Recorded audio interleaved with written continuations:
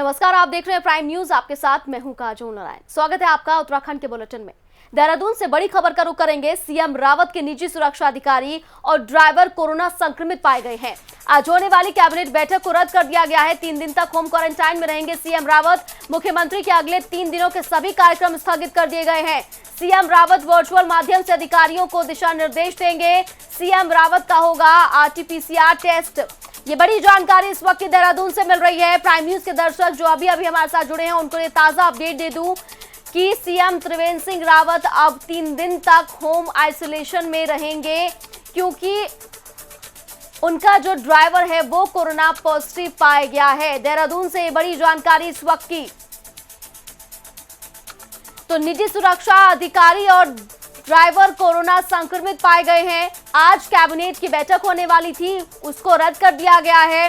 3 दिन तक home quarantine में ही रहेंगे सीएम त्रिवेंद्र सिंह रावत और मुख्यमंत्री के अगले 3 दिनों के जो भी कार्यक्रम थे वो सभी स्थगित कर दिए गए हैं। दरअसल सीएम रावत वर्चुअल माध्यम से अब अधिकारियों को दिशा निर्देश देंगे। सीएम रावत का आरटी-पीसीआर टेस्ट भी होगा। और ज्यादा जानकारी के साथ मेरे सहयोगी पवन दीक्षित मेरे साथ फोन लाइन पर जुड़ गए हैं। पवन, सीएम रावत के निजी सुरक्षा अधिकारी और ड्राइवर कोरोना संक्रमित पाए गए हैं। अलर्टनेस कितनी ज्यादा है इस बात को लेकर? बिल्कुल, आपको बता दें क्योंकि लगातार कोरोना संक्रमण उत्तराखंड में अपने पैर पसार रहा है और जिससे कोई भी अस्वीता नहीं है। अब कोई भी दफ्तर ऐसा नहीं बचा है जिस दफ्तर में कोई कोरोना संक्रमण का शिकार ना हुआ हो। इसी को देखते हुए कल जो है मुख्यमंत्री के ओएसडी, मुख्यमंत्री के पीएसओ और एक स्टाफ ड्राइवर तो वो कोरोना संक्रमित पाए गए हैं। उसके बाद में मुख्यमंत्री त्रिवेंद्र सिंह रावत ने इसकी अपने ट्विटर के माध्यम से जानकारी दी और अपने आप को आगामी 3 दिनों तक के लिए सेल्फ क्वारंटीन करने का निर्णय लिया है। आज होने वाली कैबिनेट बैठक भी इसी कारण से स्थगित कर दी गई और इसके बाद मुख्यमंत्री ने कहा है कि जो विकास के कार्य हैं या फिर जो कोविड-19 के को लेकर के जो महामारी चल रही जिसको लेकर के समीक्षा बैठकें होनी है, उन सभी चीजों को हम वर्चुअल माध्यम से अब आगामी 3 दिनों तक प्रदेश की जो व्यवस्थाएं हैं उनको देखेंगे। लेकिन अभी 3 दिनों तक सेल्फ क्वारंटीन में रहेंगे। और कल आपको बता दें, कल मुख्यमंत्री आवास में लगभग सभी स्टाफ का 100 से अधिक स्टाफ का यहाँ एक चीज मैं पूछना चाहूंगी कि क्या मुख्यमंत्री त्रिवेंद्र सिंह रावत का भी कोरोना टेस्ट हो सकता है? क्या सैंपल लिया जा सकता है? बिल्कुल, कल जो मुख्यमंत्री आवास में मुख्यमंत्री के परिवार समेत, मुख्यमंत्री समेत जो तमाम स्टाफ था, लगभग 100 स्टाफ का एंटीजन टेस्ट कराया गया था, जिसमें 2 लोग पॉजिटिव पाए गए। उसके बाद से ये निर्णय लिया गया। हालांकि अब आज या फिर कल मुख्यमंत्री त्रिवेंद्र सिंह रावत का और उनकी फैमिली का जो कोविड टेस्ट है उसको भी कराया जाएगा और उसके बाद में जैसी भी रिपोर्ट आएगी उसके अनुसार भी कार्रवाई की जाएगी। हालांकि यहाँ आपको बता दें जी पवन, जिस तरह से आप जानकारी दे रहे हैं कि 3 दिन के होम आइसोलेशन में रहेंगे सीएम रावत और जो भी काम होगा वो वर्चुअल माध्यम से होगा, तो ऐसे में क्या सिर्फ 3 दिन तक ही होम आइसोलेशन में रहेंगे या ये जो समय है, अवधि है, वो आगे बढ़ाई भी जा सकती है? बिल्कुल, ये तो अभी क्योंकि अभी एंटीजन टेस्ट जो हुआ था उसमें मुख्यमंत्री निगेटिव निकले थे, लेकिन ये जो 2 पॉजिटिव आए हैं उसके बाद में एहतियात के तौर पर 3 दिन के लिए होम आइसोलेट किया गया है। मुख्यमंत्री ने अपने आप को स्वयं आइसोलेट किया है, होम आइसोलेट किया है। लेकिन अभी जब जो कोविड टेस्ट होना अभी बाकी है, अगर कोविड टेस्ट किया जाएगा और उसके बाद में जो रिपोर्ट आएगी पॉजिटिव या नेगेटिव, उसके आधार पर निर्णय लिया जाएगा कि मुख्यमंत्री अब आगामी कितने दिनों तक सेल्फ क्वारंटीन में रहेंगे या होम क्वारंटीन में रहेंगे या जो है कोविड-19 केयर सेंटर में रहेंगे, किस तरीके का क्या होगा। तो ये सब टेस्ट होने के बाद में रिपोर्ट अगर पॉजिटिव आती है तभी जो प्रोटोकॉल है उसके आधार पर उनका निर्णय लिया जाएगा। लेकिन अगर रिपोर्ट निगेटिव आती है तो मुख्यमंत्री फिर से काम करते हुए दिखाई देंगे। बिल्कुल पवन, आप बने रहिए मेरे साथ, जल्द आपका रुख करेंगे। तो देहरादून से बड़ी जानकारी आपको दे दूं कि सीएम रावत के निजी सुरक्षा अधिकारी और ड्राइवर कोरोना संक्रमित पाए गए हैं। आज कैबिनेट की बैठक होने वाली थी, उसे रद्द कर दिया गया है। अब 3 दिन के होम आइसोलेशन में रहेंगे सीएम त्रिवेंद्र सिंह रावत। एक और बड़ी खबर का रुख करेंगे। उत्तराखंड में कोरोना संक्रमितों का आंकड़ा तेजी के साथ बढ़ रहा है। एक दिन में कोरोना के 485 नए केसेस सामने आए हैं। कोरोना संक्रमितों का आंकड़ा 16,000 के पार पहुंच गया है। 11,201 मरीजों ने कोरोना को मात दे दी है। उत्तराखंड में कोरोना से अब तक 213 लोगों की मौत हो चुकी है। देहरादून में 120, हरिद्वार में 126 नए केसेस आए हैं। उधम सिंह नगर में 90, नैनीताल में कोरोना के 39 नए केसेस आए हैं। टिहरी में 38, उत्तरकाशी में 40, पौड़ी और रुद्रप्रयाग में 10-10 नए मामले सामने आए हैं। देखिए, जिन जिलों का, जिन शहरों का नाम मैंने आप लोगों तक पहुंचाया है, इनमें लगातार जो कोरोना के मामले हैं वो बढ़ रहे हैं तेजी के साथ। हालांकि इनमें से कई ऐसे जो हैं वो कंटेनमेंट जोन में है और पूरी तैयारी जो है प्रशासन की वो भी है। सरकार द्वारा भी लगातार कोशिश की जा रही है कि प्रशासन को दिशा निर्देश दिए जाएं, लेकिन उसके बाद भी पहाड़ों में कोरोना संक्रमण तेजी के साथ बढ़ता जा रहा है। मेरे सहयोगी पवन लगातार मेरे साथ फोन लाइन पर बने हुए हैं। पवन, उत्तराखंड में कोरोना तेजी के साथ पैर पसार रहा है, क्या वजह है? क्योंकि तैयारियां पूरी हैं सरकार की तरफ से, प्रशासन को भी अलर्ट पर रखा हुआ है। बिल्कुल, सरकार की ओर से लगातार समीक्षाएं भी की जा रही है। हर शनिवार को मुख्यमंत्री त्रिवेंद्र सिंह रावत स्वयं कोविड-19 को लेकर के हर जिले के सीएमओ और जिलाधिकारी के साथ वीडियो कॉन्फ्रेंसिंग के माध्यम से वहां की स्थिति का जायजा लेते हैं, वहां की व्यवस्थाओं के बारे में जायजा लेते हैं, क्या बंदोबस्त किए गए हैं इसके बचाव के लिए। वहीं साथ ही साथ आपको बता दें कि लगातार टेस्टिंग जो है वो बढ़ाई जा रही है। यही वजह मानी जा रही है कि कोरोना संक्रमित केस रहे हैं, उसकी मुख्य वजह है जो टेस्टिंग रेट है वो बढ़ाया जाना, वो बढ़ रही है, इसीलिए केस भी बढ़ते चले आ रहे हैं। आज आपको बता दें कि जिस तरीके से आपने बताया है कि जो अभी 16,000 के पार ये आंकड़ा पहुंच चुका है पूरे प्रदेश में। हालांकि सबसे ज्यादा यहाँ पर जो रिकवरी रेट है वो भी है, इसमें से 11,200 के आसपास जो मरीज है वो ठीक होकर के अपने घर जा चुके हैं, जबकि मौत का आंकड़ा भी 213 पहुंच चुका है। इसकी अगर बात करें तो कल देहरादून जनपद की अगर पूरी बात करें तो वहां भी पीएससी का कमांडेंट, पीएससी कमांडर समेत करीब 6 लोगों की डेथ हुई है। बिल्कुल पवन, ये जो जगह बताई जा रही है, चाहे वो हरिद्वार हो, चाहे वो नैनीताल हो, उधम सिंह नगर हो, टिहरी, उत्तरकाशी हो, पौड़ी हो, रुद्रप्रयाग हो, यहाँ पर मामले बहुत ज्यादा बढ़ रहे हैं। देखिए, क्या यहाँ की टेस्टिंग बहुत तेजी के साथ हो रही है? बिल्कुल, पहले जब कोविड-19 की शुरुआत हुई थी उत्तराखंड में एहतियात के तौर पर, जब लॉकडाउन लगाया गया था, पूरे देश में जब लॉकडाउन चल रहा था, उस टाइम उत्तराखंड में जो टेस्टिंग कैपेसिटी थी वो मात्र 200 थी। आज उसको बढ़ा करके 5,000 पहुंचा दिया गया है। लेकिन अभी भी टेस्टिंग बढ़ाने को लेकर सरकार लगातार प्रयास कर रही है। ये मुख्यमंत्री त्रिवेंद्र सिंह रावत ने शनिवार को जो समीक्षा बैठक ली थी उसके बाद में अधिकारियों को निर्देश दिए थे ये 5,000 से बढ़ा करके लगभग 10,000 की जाए। तो यही वजह है कि ये लगातार इस पे टेस्टिंग बढ़ रही है, तो कोरोना के पेशेंट भी ज्यादातर बढ़ रहे हैं। बिल्कुल पवन, अगर बात की जाए उत्तराखंड में, तो उत्तराखंड में क्या जो प्रोटोकॉल्स हैं उसका पालन हो रहा है, जो नियम है उनका पालन करवाया जा रहा है? क्योंकि जिस तरह से कोरोना के केसेस बढ़ रहे हैं उससे ये कहना थोड़ा सा मुश्किल हो रहा है कि प्रशासन पूरी तरह से अलर्ट होकर काम कर रहा है। हालांकि इस पर टिप्पणी करना उचित नहीं होगा, लेकिन मुख्यमंत्री त्रिवेंद्र सिंह रावत के द्वारा, प्रशासन के द्वारा, स्वास्थ्य विभाग के द्वारा लगातार प्रयास किया जा रहा है। पिछली कैबिनेट में भी सरकार के द्वारा ये निर्णय लिया गया था, क्योंकि इस कोरोना महामारी से अगर बचना है तो सावधानी रखना जरूरी होगा। उस जरूरी जो तो पवन, क्या वो सावधानी इन जिलों में दिखाई दे रही है? क्या लोग उतने अलर्ट दिखाई दे रहे हैं? बिल्कुल, जिस दिन से मुख्यमंत्री के द्वारा ये ऐलान किया गया था कि जो सभी को मास्क लगाना अनिवार्य होगा, पहली बार मास्क न लगाए मिलने पर 200 रुपए का जुर्माना होगा, वहीं दूसरी बार 500 रुपए उसकी फीस होगी, तो वहीं तीसरी बार अगर कोई भूल व्यक्ति पकड़ा जाता है तो उसको 1,000 रुपए देने पड़ेंगे। इसके बाद से लगातार पुलिस प्रशासन जो है मुस्तैदी से इस प्रोटोकॉल को फॉलो कराने में लगा हुआ है। लगातार चालान किए जा रहे हैं, जो लोग बिना मास्क लगाए बाहर निकल रहे हैं उनके चालान किए जा रहे हैं, उन पर जुर्माना किया जा रहा है।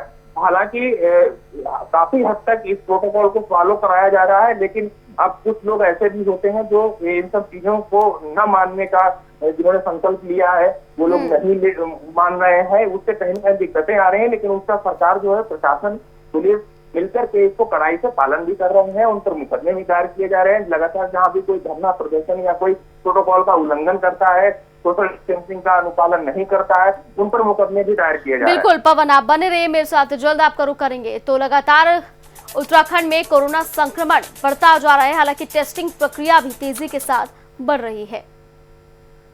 उत्तराखंड सरकार को केंद्रीय गृह मंत्रालय से पत्र लिखकर प्रदेश के अंदर और बाहर जाने के लिए दिशा निर्देश जारी किए गए हैं। बावजूद इसके प्रदेश सरकार के जरिए अभी तक कोई एसओपी जारी नहीं हो पाई है। इस संबंध में शासकीय प्रवक्ता मदन कौशिक ने सफाई देते हुए कहा है कि प्रदेश सरकार केंद्र के हर फैसले का स्वागत करती है, लेकिन कोरोना संक्रमण के चलते हर जरूरी कदम को उठाया जा रहा है। वहीं बिना पास आने जाने की छूट के संबंध में कौशिक का कहना है कि अभी भी कोविड टेस्ट में नेगेटिव आने वालों को कोई दिक्कत नहीं है। तो देहरादून से ये जानकारी आपको बता दूं कि गृह मंत्रालय ने उत्तराखंड सरकार को दिशा निर्देश जारी किए थे। प्रदेश में आने जाने वालों को लेकर ये दिशा निर्देश जारी किए गए थे, लेकिन 4 दिन बाद भी प्रदेश सरकार ने कोई भी एसओपी जारी नहीं किया गया है। इसको लेकर शासकीय प्रवक्ता मदन कौशिक का बयान सामने आया। उनका कहना है कि कोरोना को लेकर सरकार जरूरी कदम उठा रही है और आगे भी उठाती रहेगी। इससे पहले भी सरकार लगातार कोरोना को लेकर बेहतर कदम उठा रही है। मेरे सहयोगी पवन लगातार मेरे साथ फोन लाइन पर बने हुए हैं।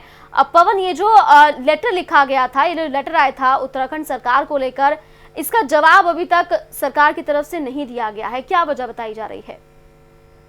बिल्कुल, आपको बता दें कि थर्ड अनलॉक की जो गाइडलाइन है केंद्र सरकार के द्वारा 27 जुलाई को लगभग जारी की गई थी, उसमें सभी राज्यों को जो मुख्य निर्देश दिए गए थे, उसके आधार पर सभी राज्यों को अपने राज्य स्तर की जो एसओपी थी उसको जारी करना था। लेकिन उनमें कुछ बदलाव ऐसे किए गए जिससे लोगों को दिक्कतें आ रही थी, जिसको लेकर के कई बार शिकायतें हुई थी। लेकिन अब एक माह बाद लगभग 22 अगस्त को केंद्र सरकार के होम सेक्रेटरी के द्वारा एक और पत्र लिखा गया, उन राज्यों को संबंधित लिखा गया जिन्होंने केंद्र सरकार की गाइडलाइन का फॉलो नहीं किया, अपने राज्य में उनको लागू नहीं कराया। लेकिन मदन कौशिक तो कह रहे हैं कि जो गाइडलाइंस है उनको बखूबी फॉलो करवाया जा रहा है।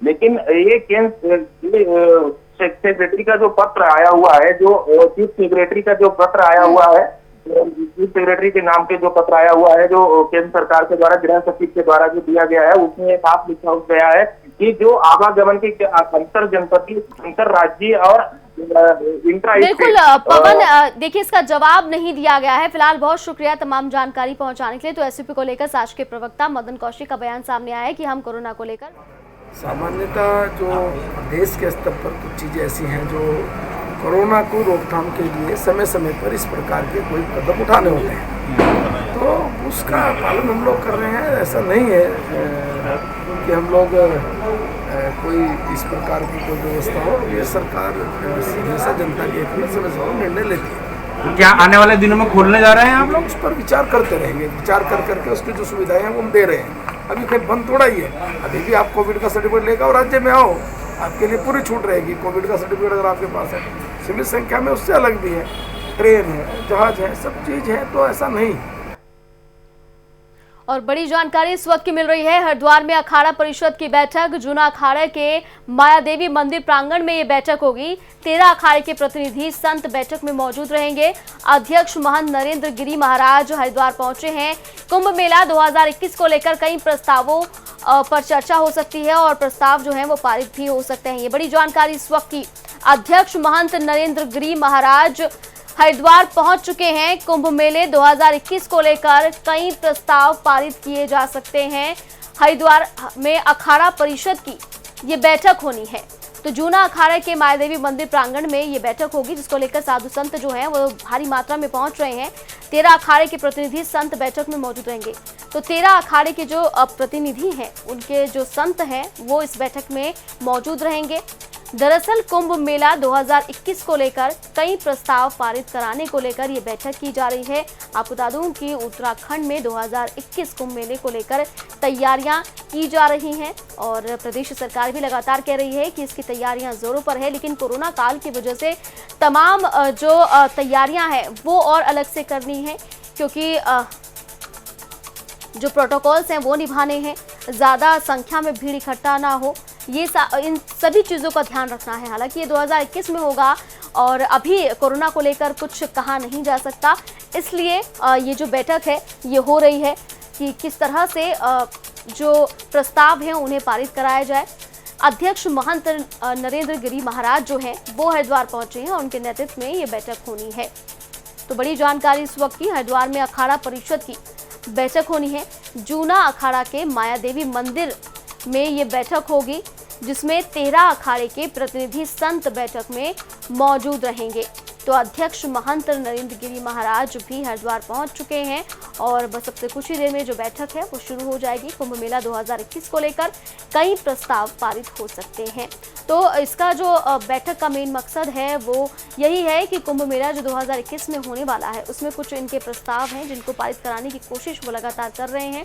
हालांकि कोरोना की वजह से जो मेले की तैयारियां वो हो तो रही हैं, लेकिन उसको लेकर अलग से भी तैयारियां करनी पड़ रही है क्योंकि सोशल डिस्टेंसिंग, मास्क की सारी चीज़ें देखनी होंगी और बड़े पैमाने पर देश भर से इस मेले में लोग पहुंचेंगे, इसलिए तैयारियां सरकार को, प्रशासन को बखूबी करनी होगी।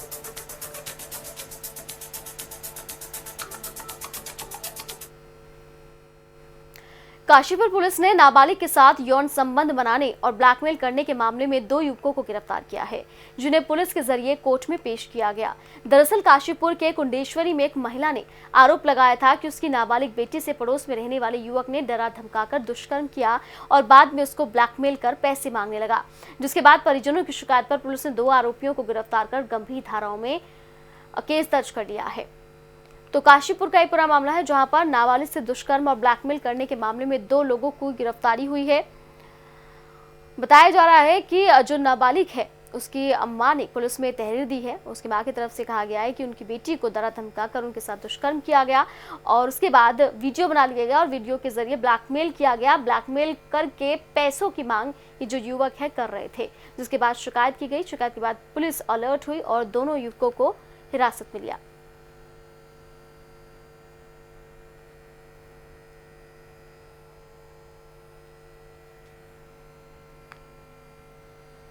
तो काशीपुर का ये पूरा मामला जहां पर नाबालिग से दुष्कर्म और ब्लैकमेल करने का पूरा मामला सामने आया है। पुलिस ने फिलहाल 2 आरोपियों को गिरफ्तार कर लिया है और कई धाराओं में मुकदमा भी दर्ज किया है।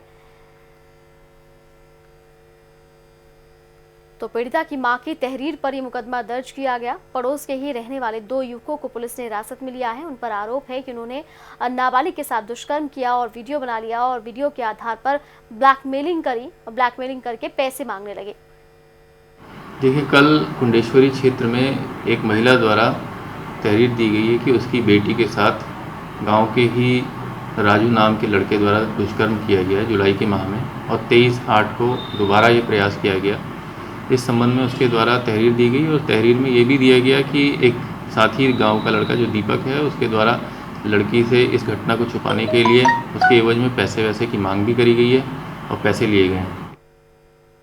श्रीनगर गढ़वाल में कोरोना मरीजों की संख्या लगातार बढ़ती जा रही है। एक दिन में जिले में कई लोगों के कोरोना पॉजिटिव मिलने से इलाके को सील कर दिया गया है। एक व्यापारी के कोरोना संक्रमित मिलने पर सब्जी मंडी को सील कर कंटेनमेंट जोन बना दिया गया, जबकि श्रीकोट स्थित एक रेस्टोरेंट कर्मचारी के भी संक्रमित मिलने पर श्रीकोट में 26 अगस्त तक बाजार बंद किया गया है। दूसरी तरफ मेडिकल कॉलेज के MRU और स्किन विभाग के 2 कर्मचारी भी कोरोना संक्रमित मिले हैं, जिन्हें परिवार सहित होम आइसोलेशन में रखा गया है। वहीं व्यापार सभा जिलाध्यक्ष ने बिना जांच दूसरे राज्यों से आ रहे लोगों पर कोरोना संक्रमण फैलाने का आरोप लगाया है।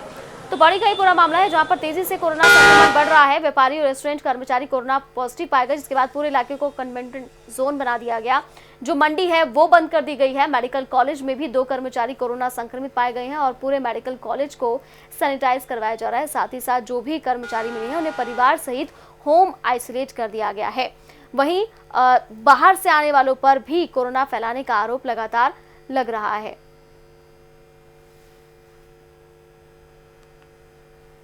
कोरोना मुक्त था और जो यहाँ पे केस बढ़े इन्हीं के बिहारी मजदूरों की वजह से बढ़े और हम इसका कड़ा विरोध करते हैं। अगर प्रशासन ने इसमें कार्रवाई नहीं करी तो हमें इसमें कड़ा कदम उठाना पड़ेगा, चाहे हम उसके लिए बाजार बंद करना पड़ेगा। सब्जी मंडी जो है ये यहाँ से आपका गोला मार्केट से लेकर के और सामने तक का इसको थोड़ा सा एरिया इसको कंटेनमेंट जोन बना के इसको सील किया जा रहा है और सभी के यहाँ पे डॉक्टर टीम बिठा दी गई है। यहाँ पे सबके सैंपल लिए जा रहे हैं। चमोली में लगातार हो रहे भूस्खलन ने प्रशासन के साथ आम जन की मुश्किलों में इजाफा कर दिया है। बद्रीनाथ राष्ट्रीय राजमार्ग पर क्षेत्रपाल के पास भारी मलबा आने से आवागमन पूरी तरह से बाधित हो गया। हालांकि प्रशासन के जरिए रात से ही मलबा हटाने का काम शुरू कर दिया गया, लेकिन अंधेरा होने के चलते मलबा नहीं हटाया जा सका। लेकिन सुबह होते ही प्रशासन ने फिर से मलबा हटाने का काम शुरू कर दिया।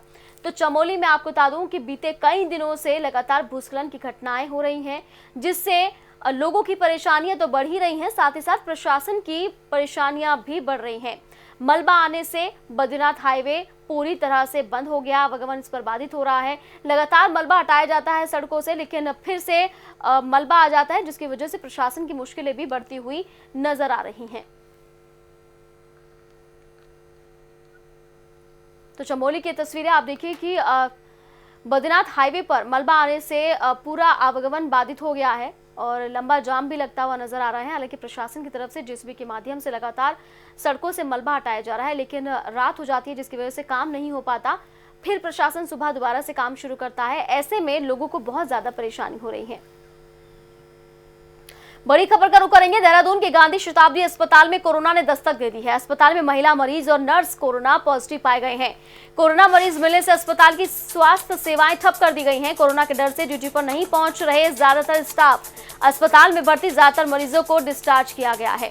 ये बड़ी जानकारी इस वक्त की। आपको बता दूं कि उत्तराखंड में लगातार कोरोना के मामले तेजी के साथ बढ़ते जा रहे हैं।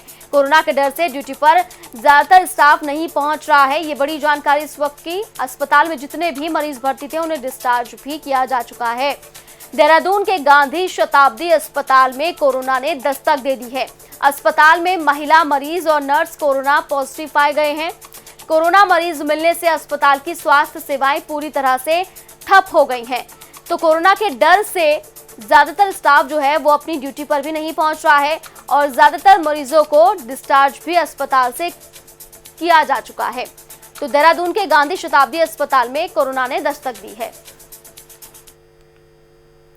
उत्तराखंड से राज्यसभा सांसद अनिल बलूनी ने केंद्रीय सूचना प्रसारण मंत्री प्रकाश जावड़ेकर से मुलाकात की, जहां उन्होंने प्रदेश में आईआईएमसी की शाखा खोलने की पेशकश की है, जिस पर प्रकाश जावड़ेकर ने सकारात्मक संकेत दिए हैं, जिसको लेकर उत्तराखंड के युवाओं और बीजेपी ने बलूनी की तारीफ की है। तो बीजेपी प्रदेश प्रवक्ता विपिन का कहना है कि उत्तराखंड में प्रतिभाओं की कमी नहीं है। यहाँ पर पत्रकारिता के क्षेत्र में हो या लेखन के क्षेत्र में पहले से यह आगे आ रहा है, लेकिन यहाँ के युवाओं को संसाधनों के अभाव में बाहर जाना पड़ता है। तो देहरादून में सांसद अनिल बलूनी की प्रकाश जावड़ेकर से मुलाकात हुई, जहां उन्होंने उत्तराखंड में आईआईएमसी की शाखा खोलने की पेशकश की है और वहीं उनकी तरफ से कहा जा रहा है कि केंद्रीय मंत्री प्रकाश जावड़ेकर ने सकारात्मक संकेत भी दिए हैं, जिसके बाद खुशी का माहौल देखने के लिए मिल रहा है पूरा देहरादून में।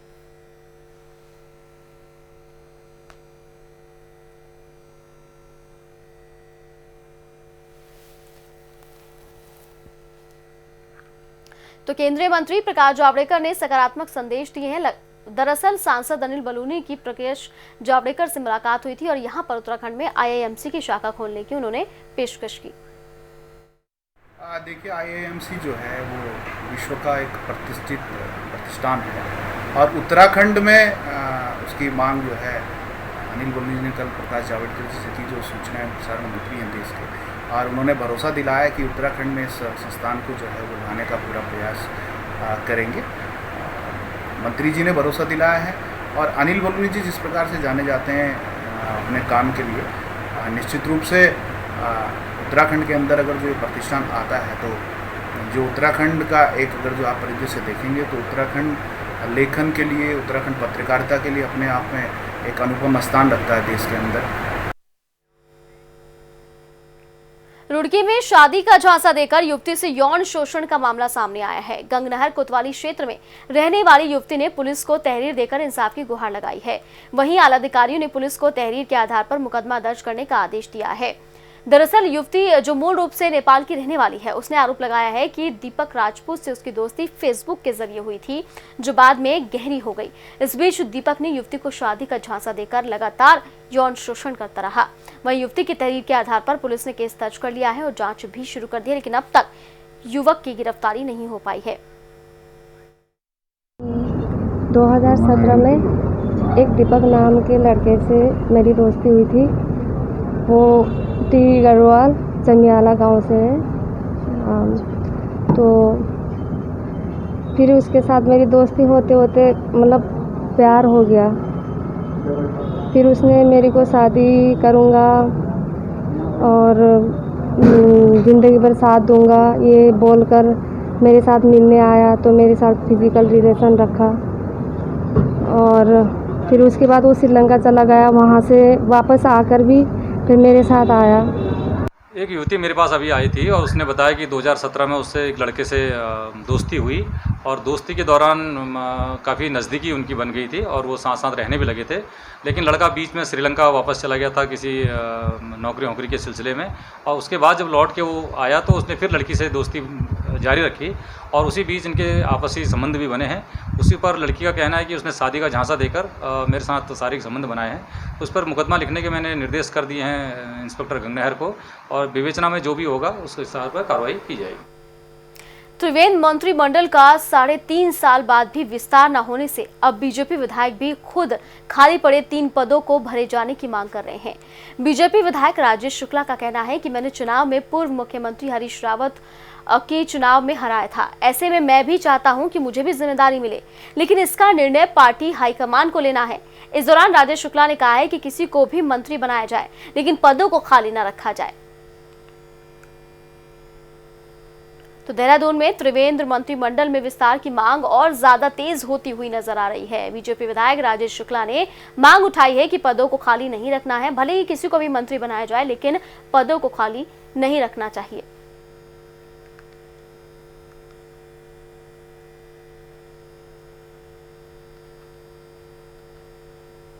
ये विषय तो माननीय मुख्यमंत्री जी का और हाईकमान का है। मैं मुझ समय हर विधायक चाहता है मंत्री बनूं, कौन नहीं चाहेगा। मैं तो मुख्यमंत्री को हरा गया, मैं भी चाहता हूँगा। लेकिन ये सिस्टम है, पार्टी सब चीज़ों को देखती है, सब चीज़ों को समझती है, क्षेत्रवार चीज़ों को देखती है, जातिवार चीज़ों को देखती है, कहाँ से प्रतिनिधित्व हुआ है, कहाँ से नहीं हुआ है। कई कमिटमेंट्स भी होते हैं जिनको निभाने पड़ते हैं। तो उन सब चीज़ों के बीच में से जो भी हाईकमान का निर्णय होगा शिरोधार्य होगा। लेकिन मेरा ये जरूर मानना है कि रिक्त नहीं रहना चाहिए। रिक्त रहने की बजाय आप किसी को भी दें, कम से कम 3 लोग आज मंत्री होते तो वो तीनों भी अपनी परफॉर्मेंस देते, अच्छा होता। फिर भी अगर मैं समझता हूँ कि अगर आज भी ये निर्णय हुआ तभी बहुत समय है, 1.5 साल है। 1.5 साल में भी अगर कोई मिनिस्टर बनता है और वो लगता है तो निश्चित रूप से वो अपने विभाग को आगे बढ़ा सकता है। और इसी के साथ फिलहाल खबरों में इतना ही। आप देखते रहिए प्राइम न्यूज़।